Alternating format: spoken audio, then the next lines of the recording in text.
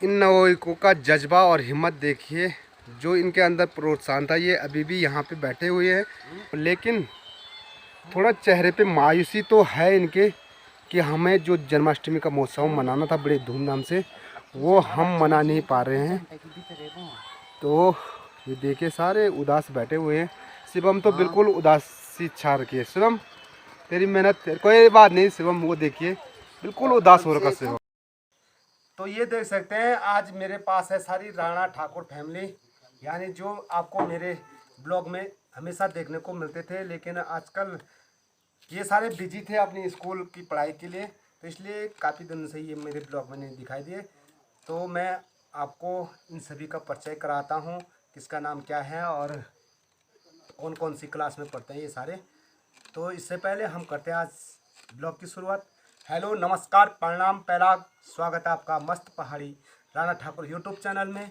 मैं हूँ सीधे पहाड़ से, पहाड़ की इन खूबसूरत वादियों से, जहाँ मैं आपको दिखाता रहता हूँ अपना ये खूबसूरत पहाड़, और पहाड़ के साथ साथ पहाड़ की संस्कृति, रीति रिवाज और पहाड़ में होने वाले अनेक कार्यक्रम, जो अब कुछ ही दिनों बाद जो भगवान श्री कृष्ण का जन्माष्टमी महोत्सव था, उसकी झांकी भी आपको देखने में मिलती थी, लेकिन किन्हीं कारणों से हमें वह कार्यक्रम रद्द करना पड़ रहा।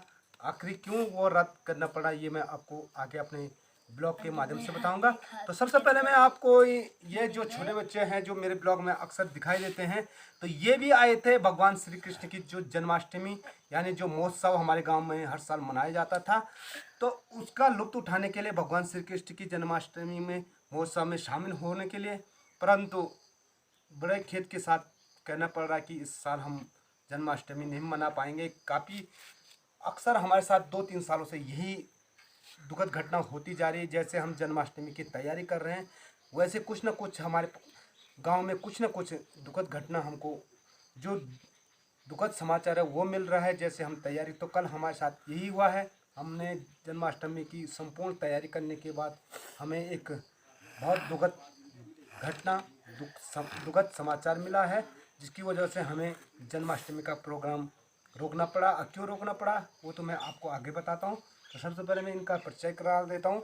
आपको दिखाई देता होगा हमारे ब्लॉग में, तो ये है अंकित गुनसोला, जिनका गांव है मुन्ना देवल, और ये मेरा भांजा है। तो ये भी आपको अक्सर दिखाई देता होगा मेरे ब्लॉग में। और ये है प्रांजल राणा, जो जिसकी पढ़ाई लिखाई अगस्तमुनि में चल रही है, तो इसकी वजह से ये घर पे आजकल, ये भी जन्माष्टमी महोत्सव को देखने के आया था। तो ये प्रांजल राणा है, और ये विशालाक्षी भी आपको ब्लॉग में देखने को मिलती होगी। ये विशालाक्षी राणा है, और ये तो हमेशा मेरे साथ रहता है। आपने देखा होगा बंदर हटाने से लेकर और जो सुअर हटाने का कार्य है इसका है, हमेशा मेरे साथ ये रहता है। तो ये है कार्तिक राणा, और ये है हमारी प्यारी प्यारी सी भांजी, जो बहुत बोलचाल में काफ़ी तेज है, बहुत अच्छी ब्लॉगिंग करती है। इसका नाम है आरुषि। तो हाल में ये अभी कोरोना की वजह से घर पे है, नहीं तो ये भी देहरादून रहती है। तो लेकिन देहरादून रहने के बाद भी आपको मैं सबसे बड़ी बात इसकी एक बता दूं, देहरादून रहने के बाद भी ये इसको आप ऐसा महसूस नहीं होगा आपको कि ये देहरादून रहती है। ये गढ़वाली इतनी अच्छी बोलती है कि जैसा देश वैसा भेष इसकी बोली है। घर पे आती है तो गढ़वाली महसूस नहीं होता कि ये देहरादून में रहती है, और जब देहरादून जाए तो ऐसा नहीं लगता ये गांव में रहती है। पर लेकिन अगर आपके साथ गांव का आदमी मिले तो उसके साथ गांव में गढ़वाली में बातचीत करती है, और जो हिंदी में बात करते हो वो, इसकी सबसे बड़ी खूबी है कि जैसा देश वैसे भेष में ये बात करती है। तो गढ़वाली में भी बात करती है, और देहरादून ऐसा नहीं है कि मैं देहरादून में रहता हूँ तो हिंदी में बात करता हूँ, ये कभी ऐसे नहीं करती है। तो ये है हमारी प्यारी प्यारी भांजी आरुषि, और ये है भोला भाला, सबसे भोला, इन सब में से सबसे भोला ये है हार्दिक।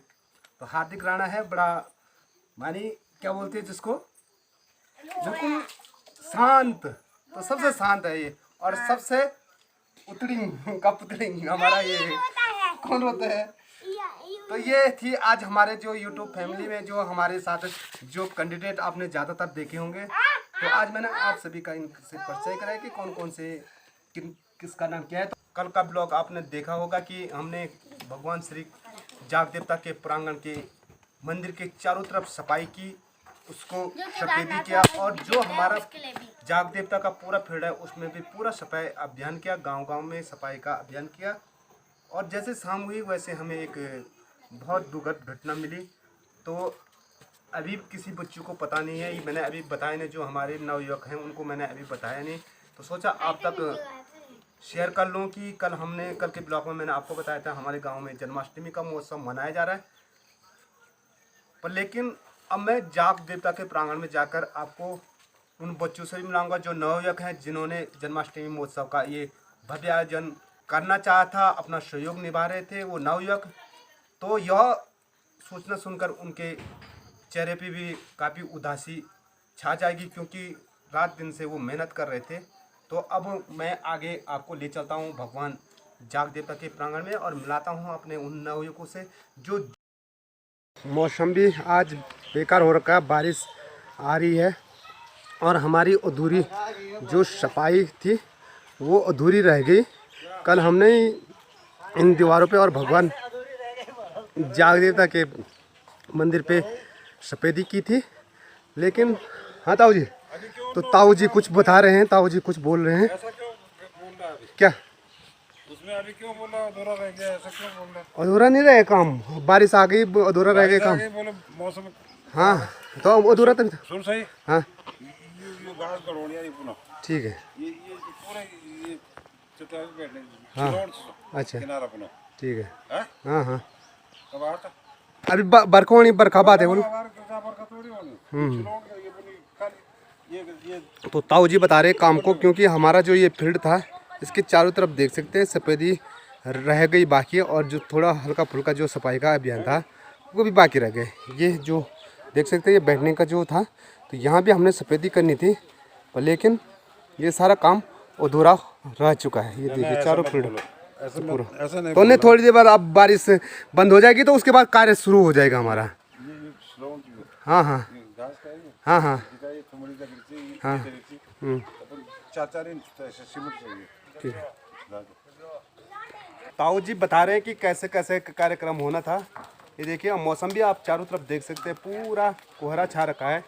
और हमारी जो सफाई अभियान का कार्यक्रम था वो कितना हुआ वो मैं आपको मंदिर में जाके बताता हूँ। ये देखिए ले चलता हूँ मैं सबसे पहले आपको मंदिर में, और हमारे साथ हैं ताऊ जी जो हमारे दिशा निर्देशक हैं कि क्या कैसे कैसे कार्य होना है।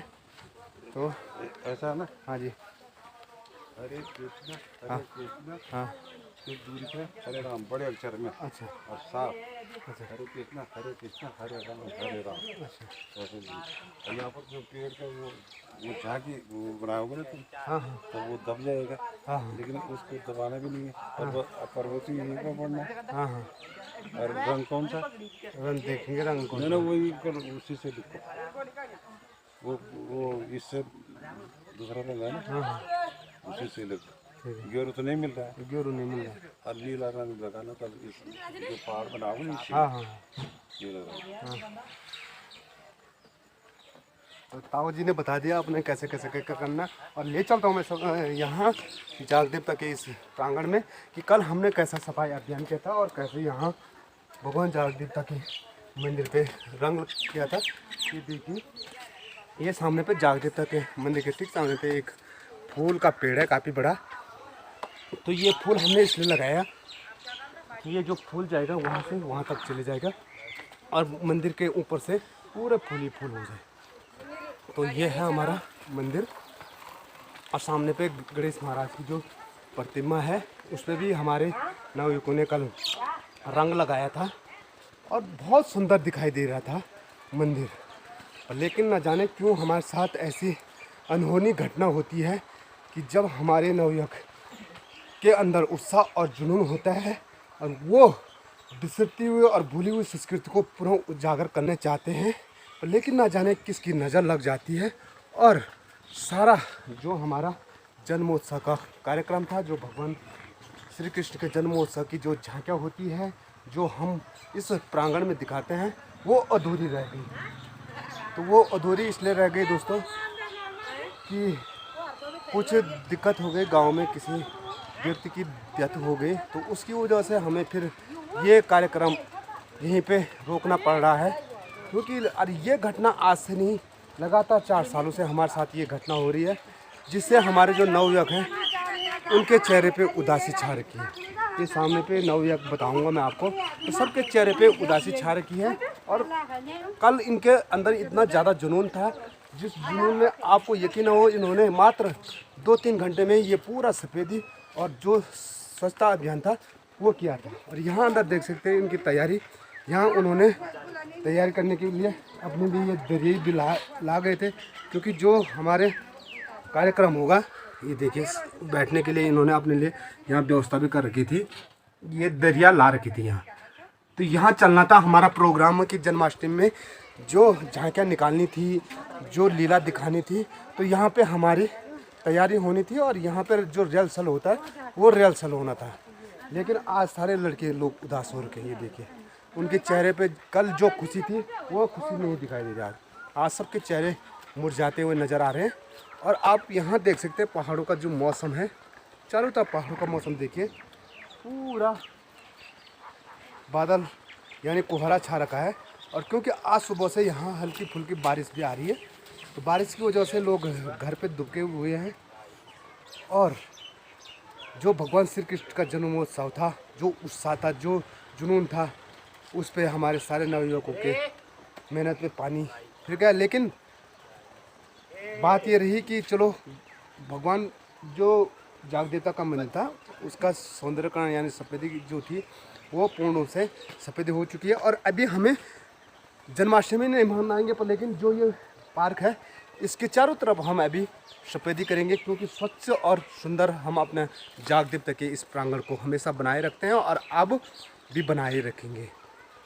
तो यही कारण था दोस्तों कि जो हमारे नवयुवकों के चेहरे पे जो उदासी थी, जब कहीं पे कुछ जुनून होता करने का और वहाँ पे कुछ अचानक से ऐसी घटना घट जाती है कि जहाँ पे आदमी को बिल्कुल बेहोश होकर मजबूर होकर वो त्यागना पड़ता है, तो दिल में थोड़ा सा उदासी छा जाती है। तो इन नवयुवकों का जज्बा और हिम्मत देखिए, जो इनके अंदर प्रोत्साहन था, ये अभी भी यहाँ पे बैठे हुए हैं।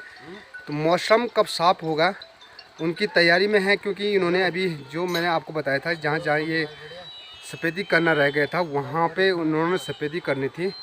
पर लेकिन थोड़ा चेहरे पे मायूसी तो है इनके कि हमें जो जन्माष्टमी का महोत्सव मनाना था बड़े धूमधाम से, वो हम मना नहीं पा रहे हैं। तो ये देखिए सारे उदास बैठे हुए हैं। शिवम तो बिल्कुल उदासी छा रखी है। शिवम तेरी मेहनत कोई बात नहीं शिवम, वो देखिए बिल्कुल उदास हो रखा शिवम, सब उदास हो रखे हैं।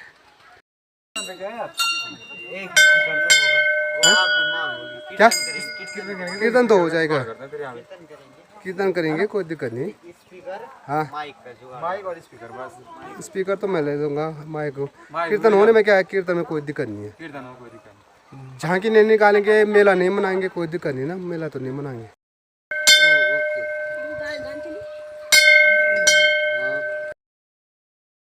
तो ये देख सकते हैं अभी सारे अपने अब तरफ से सफाई पे लगे हुए हैं और अभी भी ये सोच रहे थे कि अगर खास मनाने के लिए होती जन्माष्टमी तो हम मना लेते, लेकिन चेहरे पे सबकी उदासी है।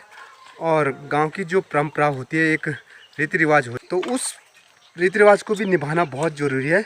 लेकिन कोई नहीं, फिर अगले साल हम ज़रूर भव्य और बड़े उत्साह के साथ और भी ढंग से भगवान श्री कृष्ण की जन्माष्टमी महोत्सव को मनाएंगे और इनका जो जुनून है वो समाप्त होने नहीं देंगे। ठीक है ये अखिलेश, अगली बार जरूर मनाएंगे, हम तुम्हारे साथ हैं। ठीक है, तो अगले साल हम जरूर भव्य तौर से मनाएंगे बिश जी।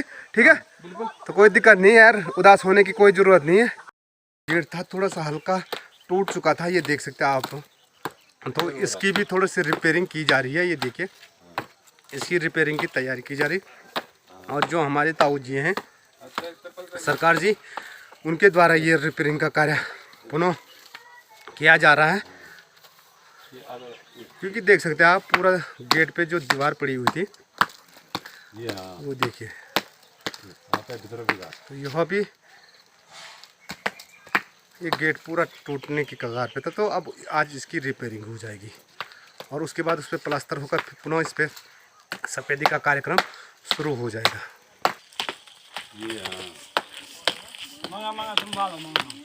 कोई आज बोल मैं लूंगा।